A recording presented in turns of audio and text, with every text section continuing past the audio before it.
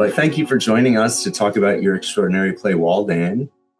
Thank you. I'm so happy to be here. Something that I honestly didn't know before I found it out from like everyone and their brother in Seattle is that the playwright of Walden, who I assumed to be a brilliant individual based on the quality of this writing, is actually from Seattle. Yes, I was born in Washington. My family then lived in Texas for a number of years before we moved back, and I was like in elementary school and middle school in Kent, Washington, and then we moved to Seattle proper. I went to Roosevelt High School. My parents still live in Seattle. I love to go back. I've been there at various points. I was there for a number of months during the pandemic. It is a place I love that's so beautiful and has an amazing theater scene also. And I was also so excited to hear that Arts West is doing Walden. Like it just feels very full circle, exciting to have the play done in the hometown area. It's like beyond so amazing. I'm really excited. Yeah, I love that. And it's funny, you told an anecdote about now that your play is out in the world and is licensable by theater companies, you find out about production slightly differently than you would if like we had been in conversation about the play. Oh yeah. I mean, for years you're like pushing and hoping that someone will want to do your play and you're in major conversations, or you and your agent are in major conversations with like, maybe it's going to happen. Maybe you're going to do a reading there. And now I'm at the point where, because it's licensed and published by TRW, they're the ones handling these conversations. And so I will get on social media and be tagged in a post or get an email, or someone will text me and be like, hey, they're like, my dad recently texted me about another production that he found out about. And I have no idea. So it is like truly one of the most surreal experiences to let the play travel out into the world and like be in the hands of people that, I don't know, that then maybe I'll get to know via the play. But it's really special and exciting. And yeah, like to your point, very different from the many years I had with the play trying to push it to this point. So it's really thrilling and bizarre also, but really cool.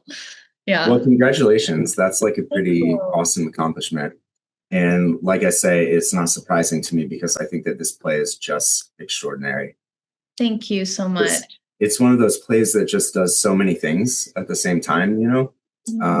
And for me, I'm always super into plays that move from like the personal to the like social and back again.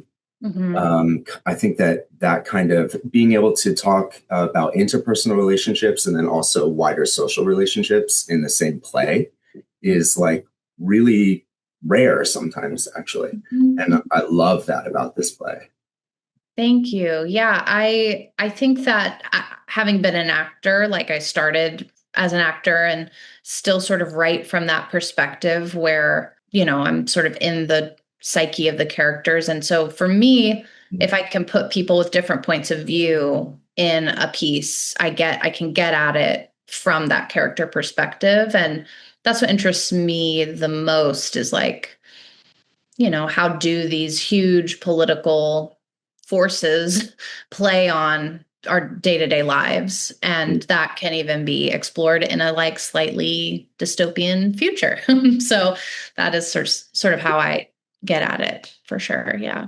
That's interesting to know that you started as an actor, because I think, one of the things that I told you before was that in our first read through, all three of these actors just kind of slipped right into these characters. I think part of that is each of them seems to have like an inherent understanding of who that person is. But I think the writing really helps. I mean, the writing is really clear. All three character voices are distinct and specific. And the way that they talk to each other and negotiate relationship with each other is like really true to life. I don't understand, but I do revere how people that weren't actors do write plays. Like I think there are many people that come at it not from a place of like 4+ years of actor training, but for me, I think, I find that actors do tend to make really good playwrights because they've been putting their bodies through plays, for a long time. Then they sort of inherently know how a play works. And, an actor can receive a script and be like, oh, I know that this isn't working, or like, wow, I really connect with this person's journey. And that's my only way in, really. So that's just what I work with. Yeah. One of the things that impresses me too is that the world of Walden, the play, is so specific, and that the characters and who they are actually in relationship to each other, like the two sisters, is such a specific set of circumstances. So I've been curious this whole time to know, what is it that inspired you to write this world, this play? Couple different things. One as like a bigger topic I get, or a thought, is like my climate anxiety at the time, which this was around 2016. That election happened right around when I was like hearing the first draft out loud. I was working at a bar in New York and hearing people have all these intense political discussions around me, and like climate change was really on my mind. And I started wondering, like, what are we going to do if like we can't turn this around? Like, what will that be? What are our other options? What will that be like? And I think it took me down a path of just kind of learning as I went about climate activism, and, thinking about, well, would we need to abandon this planet and go somewhere else? Like, would at some point, this as a thought experiment, like would at some point that become something scientists would be interested in doing? Is that a direction our government would go? Like all these thought experiments. And by the time I finished the play, I was like, no, I'm definitely an Earth advocate, like I'm definitely landing on the other side. But, it was a kind of a fun journey to navigate the politics of this future world. And then as far as the characters, I was really interested in a sibling relationship that felt both like so deeply full of love and also so fraught. I'm also really interested in like competition between women at a high level. I'm interested in thorny relationships between women. And, I grew up in a family of artists. My dad is a Seattle theater artist, Jeff Berryman, and my brother, Daniel Berryman, is a musical theater and opera performer who's worked in the Seattle area as well. And I think that both my brother and I, we revere our father, and like there's some element of that in the play as well. And those are sort of the subconscious things that get in the play that, are really fun to then like later unpack once you see like, what did my subconscious do here in this play?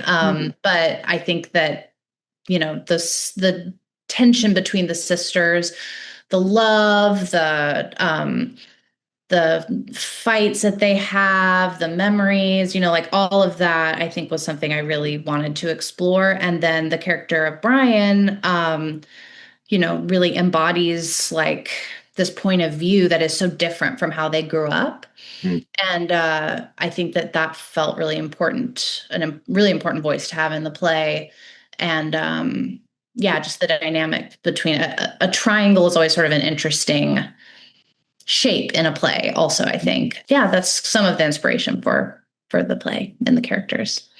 That's cool to hear. It's funny to hear and interesting to hear how many of your like personal interests and things that you jam on in terms of like even just your personal life and the reverence for your father that find its way into the play, I think is probably some of what lends it its huge degree of specificity, which I think is so cool. Yeah, I think so. I think that like there is so much universality in specificity, and I think it felt really important to me to like be sure that they had really specific, history together, and desires and wants and fears.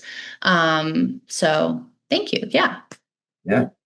What is your process of writing like? Every playwright goes about it a different way. Curious what yours is like. Mine is a very intuitive, subconscious process when it comes to my plays. As I've worked more in the film TV world, I've had to kind of learn to use my brain a little bit differently and like plot everything out and think about how do I find an ending before I'm ready to do that?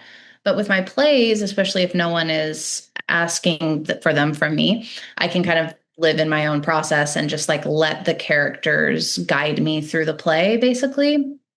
Um, so I, often will get like halfway through a play and then start to ask, like, okay, what am I trying to say here? What are these characters trying to say? Where might this be going? But I really try to let them guide me. Like I'll start with a relationship or an image, and let that sort of marinate, and then just let the characters sort of reveal themselves as I go. So I often don't really know where I'm going when I start the play.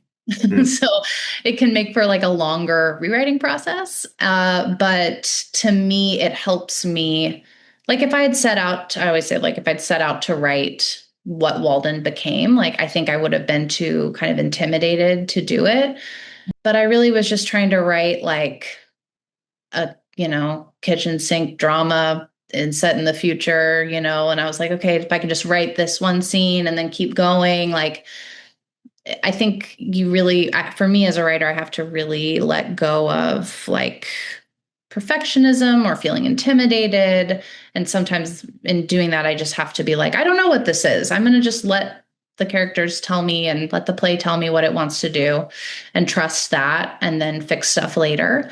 And it allows for like whatever is living in my subconscious about this thing to come forward instead of me trying to force anything or force the play to be about something. So that tends to be my weird process. That's awesome and interesting to hear too, because one of the other things I like about this play is that it's a play that kind of like treats on really big ideas. Yeah. But it's not the case that someone like stands on a soapbox and bestows upon them this speech that articulates this big idea, but that these ideas come out of the play secondarily to these characters navigating what is a very relatable and realistic relationship with each other. And then through watching them, I mean, they have to talk about some of these ideas with each other, not so that the audience can hear these ideas, but so that they can negotiate their relationship with each other. And then we as the audience get to hear these ideas as a kind of side effect, which I think is so awesome in writing. Thank you. Yeah, I think that is definitely what I was trying to do, is like let the real impact of these political forces around them and impact their relationships and what they want from each other. Yeah. So you started thinking about this play in 2016, you said. What was the development and production history of the play like? I was lucky enough to get into some really cool festivals and reading opportunities with the play, the Great Plains Theater Conference, the Valdez Theater Conference, a few others. Was lucky enough to have it had a lot of development up at, so I saw it at music stands a lot. And then it really got to the point where I was like, I think this is all I can do. Like, I think this is as far as I can take it without being in production. And it was slated for a regional production going into 2020. And then that went away. But the most magical career moment of my life happened where a really amazing UK theater producer, Sonia Friedman, read the play during 2020 and wanted to put it in this festival that she was doing on the West End of 3 new plays, like basically the first thing to come out to go on in London after lockdown. So I can't express how big of a deal this was. It was my first production of a play, and I was working with incredible artists. I got to go there. It was like the day I arrived was the day they opened the pubs in London. So we were really like, I'd just gotten my second vaccine. Like we were really early days after the pandemic. And we caught a really good moment where, the whole play went on for, 3.5 weeks in London. And then was an incredible experience. And then it then had a production that same summer regionally in this outdoor production at TheaterWorks Hartford. And that was a really special production. It was like our director, Mathew, had this vision for the play to be set on this piece of land with this and build a set on a piece of land, like kind of a little outside of Hartford, and people had to like drive and then walk to sit there, and the actors had mics, the audience had headphones, so it was still very intimate. It wasn't like Shakespeare in the Park, it was like they were right there, and the play began in sunlight and ended after sunset, so you could kind of see time move. And it was a very, very cool, amazing production. And then the play had its off-Broadway premiere in fall of 2024 at Second Stage. And that production is directed by Whitney White, and Emmy Rossum, was in it. Zoe Winters, Motel Foster, like great cast. And it was an amazing production. So I'm saying all this like, wow, I feel so lucky to have had those 3 productions. Like, and I learned something each time, like I did still make small changes through each production, like just as time moved, things changed, like got a lot of different perspective from each of those amazing groups of actors and directors. And now it's had a few productions around the country, in Philly, and New Jersey. I know of, and maybe more. But so it's had a really, really cool life thus far and continues to. So yeah. That's so great. Okay, so we talked a little bit about your inspiration for writing Walden. Mm-hmm. What is it that you hope audiences take away after the experience of seeing this play? I hope that they leave thinking about the planet, thinking about where we're headed as a country and as a world, what more we can do for our planet so that we don't head to the future that Walden imagines. I hope people leave a little hopeful too. Like, I do think Walden leaves us with a small amount of hope at the end there. And that we can, I hope that people try to imagine different futures for us as a country and as a world. And I also hope that they have like a very engrossed, visceral experience of getting to like see these 3 characters go through what they go through in the play. And I hope they laugh too. Like, I do think there's some humor there. But yeah, I hope that they're left thinking about, not only maybe moved by the journey of the characters and the sisters, but thinking about the kind of bigger issues at play in the script. Yeah, I think they will. I think they do, probably. I appreciate the degree of love and humanism that's in the play, for a play that is about, big ideas like climate change and political divides and things like that. If you say those words and try to imagine what play that is, I think that you're surprised when you read Walden, because there is so much love and humanism in it. And so I think that those things, because those things are such a huge part of the play, I think it does lend itself to laughter. I think it does invite the audience to laughter. And I think by the end of the play, it does invite the audience to hope. Mm-hmm. So that's great. All right. Last question. Are you ready for it? Ready. Because everyone wants to know, all of your friends and everyone in Seattle that told me that you wrote this play and you're from Seattle. Everyone wants to know, what are you up to now? What's next for Amy Berryman? Oh my gosh.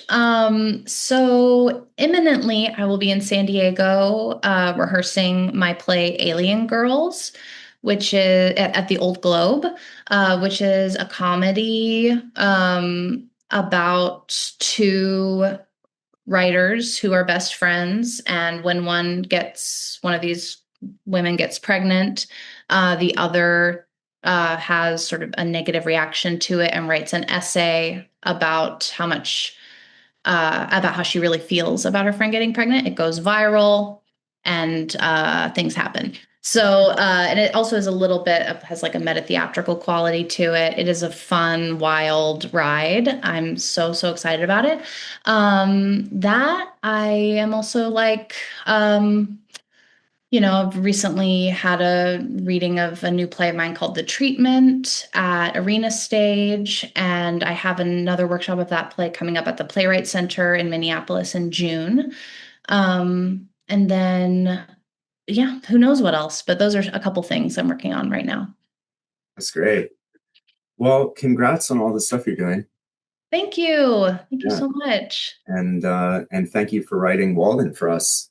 Oh my gosh. I mean, you didn't write Walden for us. Just for y'all. But we're pretending that you wrote Walden just for us, and we're going to treat it like you did that. Thanks again for chatting with me. Thank you. This was so fun. I really hope to get out and see it. The tricky thing is my play that's happening in San Diego, but I am hopeful. I mean, what's the point of being on the West Coast if you can't just pop up?